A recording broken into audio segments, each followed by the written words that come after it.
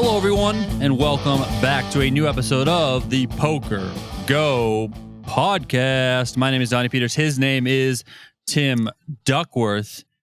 It is, well, it's just about to hit 2 a.m. on Wednesday, June 11th. Might as well be Tuesday, June 10th for us. We are still wrapping up the day at the 2025 World Series of Poker. We have 1, 2, 3, 4, 5 winners today. 5 winners today. I mean, as long as this rundown you that trust you this did, rundown? I did adjust it. No, but do you trust it? Oh, that's questionable. Okay. That is highly questionable. Courtenay Williams, winner in the Colossus. John Racener, winner in the $1,500 Super Turbo Bounty. Mark Darner won the $2,500 No Limit Hold'em. Jonathan Stoeber, $800 No Limit Hold'em Deepstack winner, and Igor Zektser winning the Big O. Jason Kuhn has a big chip lead in the 50K high roller. The No Limit Deuce to 7 single draw championship is down to the final 6 and being pushed to a day 4. 7 players remain in the $1,500 buy-in limit Hold'em tournament. Ivy leads the PLOA ? Question mark. We'll get a check in on those final chip counts in the 10K pot limit Omaha 8 or better. And then, of course, we will touch on some of the other stuff that kicked off here at the World Series of Poker and what is happening on Wednesday that will be brand new. How are you doing, sir? I'm extremely tired today. I hit a wall. Extremely I was tired. up very early.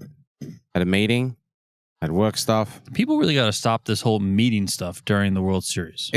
Look, honestly, like May 31st comes around or whatever the heck, May 27th, whatever the heck this thing started.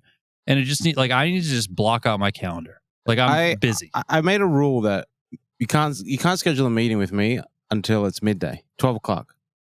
I think I need a... How about you just can't schedule a meeting with me from May 27th to July 16th? People need to... Look, if the meetings weren't scheduled and we didn't organize things ahead of time, well, too late. I can't deal with it. Some of these are important meetings. No, but I'm not shifting important. my time. So I got one tomorrow, 1 p.m. And I'm like, oh, God, I wish I made that. They're not important. They're just some of these ones. This one is. This is an important one. I promise you. Trust me. I promise you it's not important. I'll talk to you off camera about it. It is not important. I'll tell you what is important, though. Free online poker, baby. Let's go. Come on. Good transition. Play PokerGO is the home to free online poker, and it's where all the action is at all the time. No bots, no gimmicks, just real players like you, like me, like Tim, and real players that are looking for fun, competitive poker. Jump into ring games, crush tournaments, or play the new No Gamble, No Future themed sit and goes and do it all for free. This is authentic online poker anytime, anywhere. Play now at playpokergo.com. It is available on web, it is available on iOS, and it is available on Android. Sign up for free today. Get in on the action. Let's go. Play PokerGO. Courtenay Williams, baby. 16,301 entries began in the Colossus. Only one player remains, and that is Courtenay Williams winning it all. $542,000 is what Courtenay Williams took home. His first World Series of Poker gold bracelet. He could have and likely should have been out of the tournament. I was on commentary alongside Tristan Wade, and we absolutely could not believe the hand that went down early on that should have taken out Williams from the tournament. The chip leader, Ravi Pylor, raised King 10 off. Williams min 3-bet from the big blind, I believe, small blind or big blind, with ace queen suited. It comes king, queen, blank. Williams jams for I think he had 40 million behind and there was 50 or 60 million in the middle. And Pylor, who had the big chip lead, flopped top pair, good kicker. It was king, queen X with 2 clubs. I think might have been king, queen 8 with 2 clubs. And he also had the 10 of clubs in his hand. And he folded his hand. It was outrageous, an absolutely outrageous fold. He tanked for a while and then he folded. I mean, I don't know how you can call that hand pre-flop as it was played, hit top pair, and then fold. Look, I think he just knew the queen and the ace were coming. I mean, and it was funny because he's tanking, and Williams starts talking to him. Williams is like, well, if you haven't called already, I have the best hand. Thinking that he was good with the ace queen. He was not good with the ace queen. He dodged the bullet of all bullets. How many players were left at that point? 8 or 9. Okay. I mean, just crazy stuff at the Colossus final table, which is why the Colossus is always so great. You just get outrageous stuff at the final table, and this was certainly one of them. And then it ends up being Williams going heads up with Pylor. And there was another, I would say, mistake during heads up play where Pylor made quad threes. He flopped a set of threes on 7-4-3. Forget what the turn was. The river was a 3. Turn was like a 9, queen, I don't know, whatever. And Pylor bets the turn, gets called in position by Williams, and then checks the quads on the river. Williams just checks back really quickly on the end with ace-4 for his 2 pair. And Pylor was like visibly frustrated, kind of smacked the table, was looking over at his rail, like, oh my God, I can't believe what I did. Buddy. Yeah, you got to bet your hand. You got to bet your hand, especially in this heads up play. There was not a lot of betting. Yeah. You got to bet your hand, man. Absolutely have to bet. Just crazy stuff. So, I mean, listen, Pylor had it. He ultimately lost it. Also, crazy way for Matt Glantz to go out. They get down to 3-handed play. The chips are like pretty even. I think they were like almost exactly even, like a couple million. Like it was like 225, 224. These are millions. 225 million, 224 million, like 227 million. They were all right there. Like one of the first hands of 3-handed play, it's ace queen suited for Williams. It's pocket 9s for Matt Glantz. And boom, Glantz is out of the tournament, like out of nowhere. I mean, huge payday, of course. Yeah. Yes, but still, I mean, just an absolute sick way to go. So Courtenay Williams takes home $542,000. Ravi Pylor, second place for $361K. Matt Glantz, $273K for third. Kai Wen Wei got fourth for $207. Jason Blodgett, $159,000 for fifth place. Antonio Tricali, the MMA fighter, the Brazilian MMA fighter, $122,000 for him. Sixth place. Ryan Lang, seventh place, $94,700. Sigrid Denker. I probably butchered the crap out of that name. Sorry, Sigrid. $73,800 for eighth place for her. And then Justin Gutierrez, ninth place, $58,000. We did stream this one. As I mentioned, it was myself and Tristan Wade on the call. A rather lengthy final table for what I expected. I thought it would be no more than 3 hours max. I think it went 4, maybe 5 hours. Heads up play was quite a long time. But available on demand on PokerGo.com if you missed it and you want to check it out. It was fun. It was a good final table. Absolutely always love the Colossus tournament. Near and dear to my heart. Wish I could have played it, but I didn't. But I always love calling it. Don't worry, I put in an entry for us. This is what I love about the Colossus. Coming into today, I kind of told the crew, be prepared for 40 minutes or 4 hours. Yeah. Because it's one of these things where they can just get it all in. ICM doesn't matter. They just gambling and playing their hands. They find the ace 10, 18 bigs, we're all in. Or you get this grind out where we're checking quads on 3 streets and doing stuff like that. I could not believe this guy folded king 10. After big fold. Yesterday, when you told me he was the why not guy with 4-3. He was. He called was, why 2 not? people were all in. He said, why not with 4-3? Busted 2 people to get him down to the final table of 9. And then here, he's just, you cannot fold that hand. I mean, I'm sorry. You cannot just fold that hand. It's more, instead of why not, let's call it's why not, let's fold. I mean, that was just on the final day. Just simply crazy. I could not explain it on the broadcast. John Racener is finally here. And not only is he here, he shows up and he just wins a bracelet. Day 1. It just doesn't seem fair. John Racener just had a baby. Believe he posted on Twitter that he's coming out here for 10 days. And then he's going to go back home to his family. So he's got a 10-day stint. And he hops in the $1,500 Super Turbo Bounty, the first tournament since he had the new baby. And he just rips off the victory. Rips it off. $247,000, Racener topping a field of 2,232 entries. His new baby was born on Memorial Day. He arrived in town yesterday. He's going to go home after those 10 days, but I mean, now he's going home with a bracelet. I mean, just absolutely incredible. He said that he told everyone that asked, except for the team that drafted him in 25K Do you fantasy. know, before looking, who has him? Yeah, I know who has him. Ben Ludlow and Liam Gannon in that How group. lucky are these bozos? It's unreal. We knew he was not going to be here for the Large and Birdie. He was going to take a couple trips, is what he told us. He told us this during the PGT Mixed Game Series. He said he's having a new baby, taking a couple trips. Okay, fine. Racener, you're a great player. Would love to have you in 25K fantasy, but if the volume's not going to be there and you're going to be taking a couple trips, then we just can't draft you. Just not for the price that you're going to go for if other teams don't know. He goes for a boatload of money, I think around 50 or something. $54. Yeah. And afterwards, our good friend of the pod, Ben Ludlow, comes over to Mickey and I. He goes, so Racener's like a really good pick, right? And I'm just like, should we tell him? We didn't tell him. But not like it matters. I mean, some people just run hotter than the sun. Yep. Clearly. I mean, come on.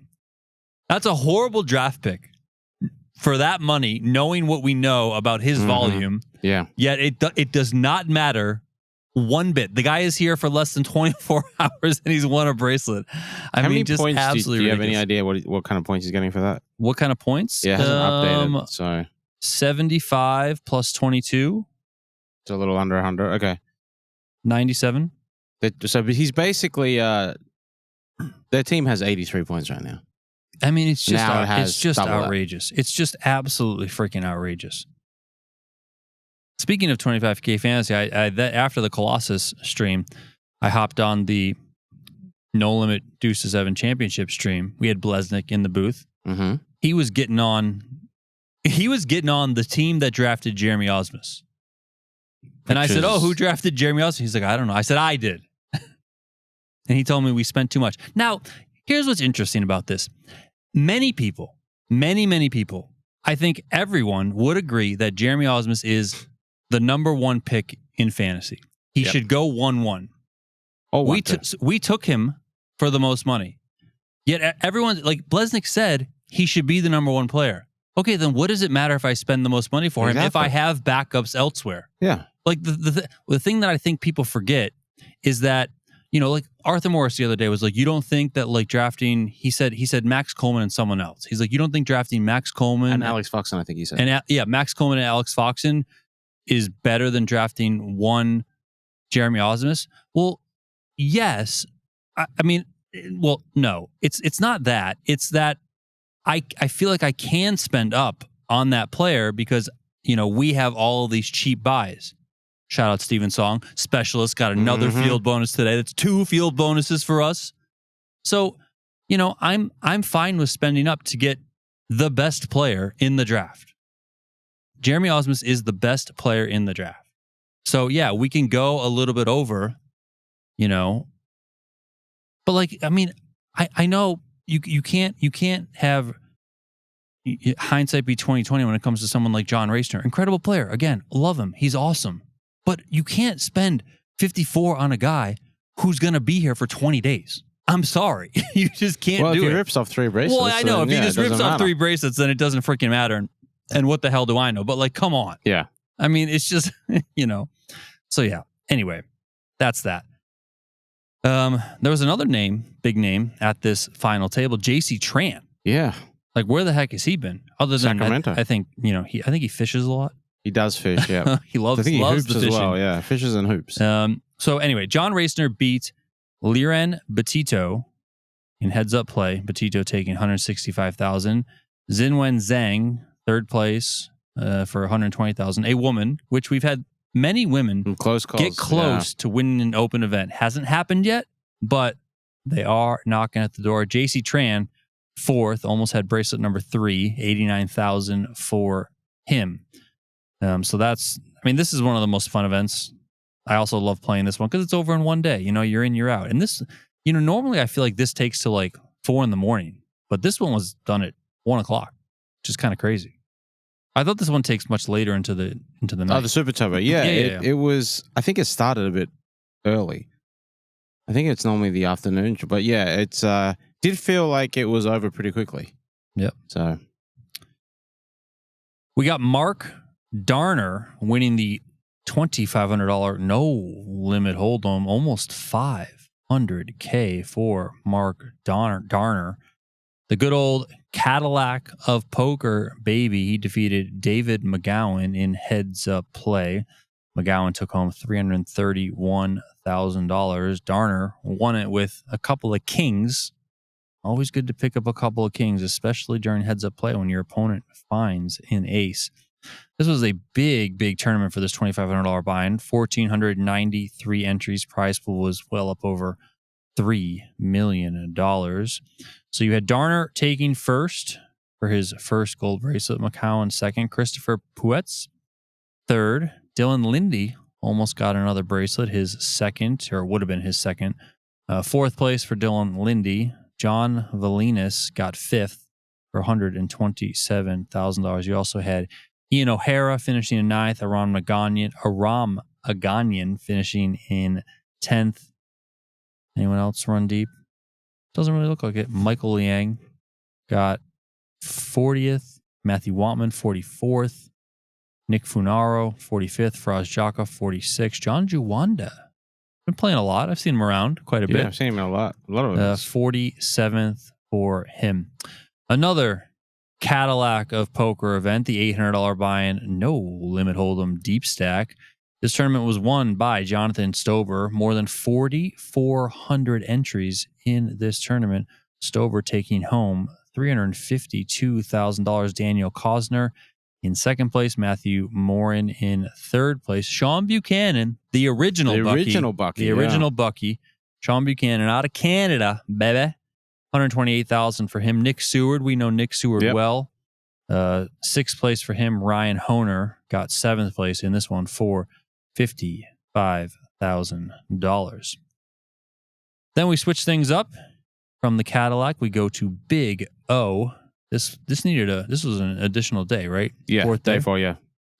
Igor Zektser winning it all, $297,000. This is the event that our buddy on our team, Nicholas Milgram, on our 25K fantasy team, took fifth place in.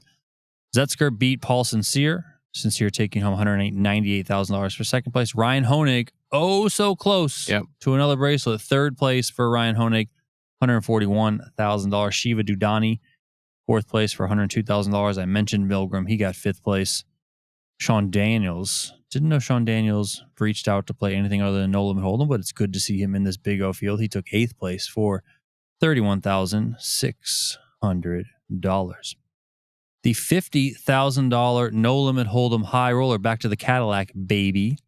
Jason Kuhn leads a stacked field of the final 10 players. It's a freaking big ass chip lead. It's massive. Jason Kuhn, it's massive. Jason Kuhn, 14.575 million. Second place is Andrew Lucky Chewy Lichtenberger, who has 6.735 million. So more than double second place is where Kuhn sits. Kuhn is looking for his second WSOP Gold bracelet. He told us the other day when we saw him that he was going to win the 250K super high roller. Maybe not this year, but at some point in his career, well, he might be winning this high roller before he wins that high roller, because he is in a great spot here with 10 players left. So you got Kuhn, you got Lichtenberger, Alexei Boyka, third, Brock Wilson, fourth, Victor Blom, fifth, Ben Tolerin, sixth, Sergey Lebedev, seventh, Domikis Michaelitis, eighth, Regan Silber, who is, I believe, a real estate guy out of Cali, if I remember correctly. Ninth place, Chongjiang Yang in 10th. Did you hear about the bubble hand? Yeah, this hand was crazy. Okay, well, we'll read it Aces versus kings. Yeah, whoa. But why'd you spoil like that? But with go ahead. A lot of stuff going on. It starts with Andrew Lichtenberger opening 2x under the gun, Ben Tolerin 3-bet, and then Joey Weissman, the cold 4-bet from the small.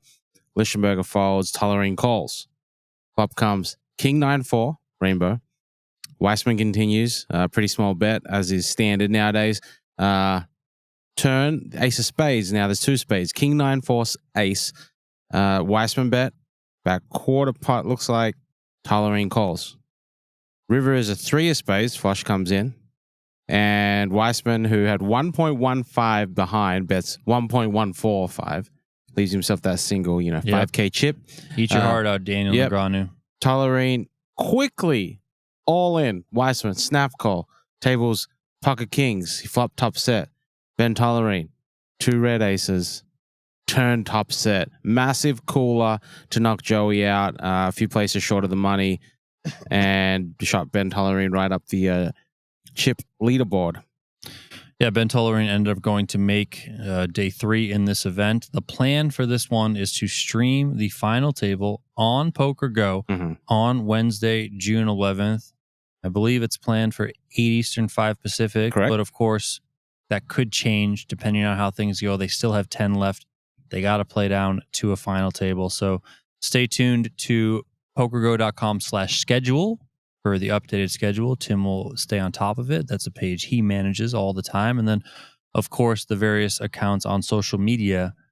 But it'll likely be an 8 p.m. Eastern, 5 p.m. Pacific time stream. But, of course, things could possibly change. And you never know. We just got to say that because you guys all like to get mad when we move things around. I think it's definitely more of a question of how many players we start the stream with. Yes, Might try and start with true. 6. If we start with 8, so be it. But yeah, we'll try and get to 6 and kick it off from then onwards. Almost $2 million up top in this tournament. They are guaranteed, $130,000 right now? Yeah. Nice and juicy, baby. Yeah. That's a good one. And then speaking of moving things around, we were originally supposed to cover day 2 of the 50K high roller, but we made an audible to the 10K no limit deuce to 7 low ball championship with Daniel Negreanu and Nick Schulman reaching the final table in that one. Negreanu ultimately bowed out in 7th place. They are down to the final 6. Schulman is still in. Darren Elias has the chip lead. Oscar Johansson is 2nd in chips. Nick Schulman 3rd. Chad Evesledge 4th. Ben Yu 5th. And Dan Smith is in 6th, rounding out the leaderboard. Almost $500,000 up top. Record-setting event, 233 entries. Is this the one for Darren Elias? Finally. So. I definitely hope so, yeah. Finally, I thought he played pretty flawless on the stream. So we did a double stream day. I pulled double duty. No one else in the company would do it. As Jeff Platt would say, some people are saying it's the best commentary day ever. Just double duty. I was alongside Joe Stapleton and Jared Blesnick. And let me tell you, having Blez in the booth was an incredible treat. As so many of you out there that tuned in to watch, this guy is outrageous when it comes to how good he is at understanding the game, knowing exactly what's going to happen, what players are going to do, how they should do it. And he also doesn't hold back. If he thinks something is bad, he says it. It does not matter that these are some of the best players in the world. He will call out mistakes as he believes they might be. And he goes in on people. Yep. But it is a real treat to have Blez in the booth. So if you missed that, I would highly encourage you to go back and watch it. You can find the replay on PokerGo.com. You can find it on the PokerGo YouTube channel. Blez is just supremely talented, has a great mind for the game, and also explains himself very, very well. So if you want to learn a little bit more about deuce to 7 single draw, then go find that stream and watch it with Jared Blesnick on commentary. Not to mention, these players are world class. Like, they are all incredible players, and the play at the table was extremely high level. The commentary by Blez was world class. It was a real treat. I pretty much just sat there and listened to Blez the whole time because it was that good. Absolutely freaking incredible stuff. But yeah, we got Darren Elias going for his first gold bracelets. He's won a whole ton of stuff. He's won multiple WPT titles. He's been in the mix in plenty of high rollers, deep runs, all that sort of stuff in poker. But for whatever reason, probably just variance, he has not been able to secure a World Series of Poker gold bracelet. Nick Schulman is going for bracelet number 7. He's also going for another victory in this event.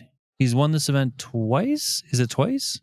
I believe it might be twice. I think he won the He definitely limit. won it once and got second He's got many final tables in this event. He is also the current leader on the WSOP all-time money list for this game, according to hendemob.com. He's won it twice. Yep. Yeah, he's won it twice. And he has a second place as well. Yeah. Just an absolute crusher when it comes to this. Nick played great, but according to Blesnik, made one mistake that he probably wishes he had back. But other than that, I thought Nick played incredible, as did Blesnik. Chad Evesledge is going for his 4th WSOP gold bracelet. Ben Yu is going for his 5th WSOP gold bracelet. Dan Smith is going for his 2nd. Oscar Johansson, like Darren Elias, is going for his 1st. So this one will play out on Wednesday, June 11th. Not planning on streaming it in full, but it will be up on the stage on a secondary feature. They will do plenty of check-ins on this one to see how it goes. And maybe, just maybe, it'll be the first gold bracelet for Mr. Darren Elias. This episode of the PokerGO podcast is brought to you by True Classic, the only shirts we trust to look sharp and feel even better. I'm wearing one right now. I've worn them. There you go. See, they're great. Look how good they make Tim look, especially on the arms. Shows you muscles. Yeah, they really do. No, you don't need to flex. Right. It makes it look like you're flexing. Whether you're grinding on the felt or heading out for the night or doing a podcast like us two knuckleheads right here, True Classic's fit is next level, affordable, comfortable, and built for real guys. Go to trueclassictees.com and upgrade your wardrobe today. The $1,500 limit Hold'em tournament is down to the final 7. Adam Tyberski leads the way. We lost Chris Hunikin. Didn't know he played limit, but he ran deep. We lost Ian Johns. I knew he played limit Hold'em. He also ran deep. Jeremy Becker said when I texted him last night, he said, yeah, games where you can't get all in are more my style, I guess, right now, or something along those lines. Yep. I forget exactly what he said, but basically sticking to the limit Hold'em streets. But he didn't run all that deep in this one. Did he cash? Or did he not cash? I don't know, actually. Let's check. I'll check. All right, you check that. $130,000 up top in this event. John Manette had a deep run, 25th place. David Baker got 26th. Daniel Idema, 32nd. He's always a beast when it comes to limit Hold'em. Scott Seaver got 34th. Jeremy Becker did cash. 42nd place for Jeremy Becker. Good job, Jeremy. Well done. But don't play too much limit Hold'em. It's kind of lame. Just stick to the no-limit stuff. It's way more fun. Kicking off today was the $10,000 PLO high-low 8 or better championship. Bruno Firth leading the way. Poker News changed his name to Bruno. There you go. They must have heard us on this podcast. Eric Wasserson is up near the top of the counts. Phil Ivey is also up near the top of the counts. Phil Ivey, who goes by Ace PI on the WSOP Plus app. It's just incredible. Ali Islami is also up there. Phil Sternheimer. Vlad Zhiriyov, who won the 25K. Okay. What was it? He won the 6 max? Yep. He's doing well. Bagged 250K. Chris Vitch doing well. Sean Deeb doing well. Ryan Honig is back to doing well. So lots and lots of big names as you expect in this one. Registration is open for some period tomorrow. First 1 or 2 levels? Something like that. This is always one of the biggest, most fun, stacked, prestigious events of the summer, as you would expect. So plenty of more names to get in that one.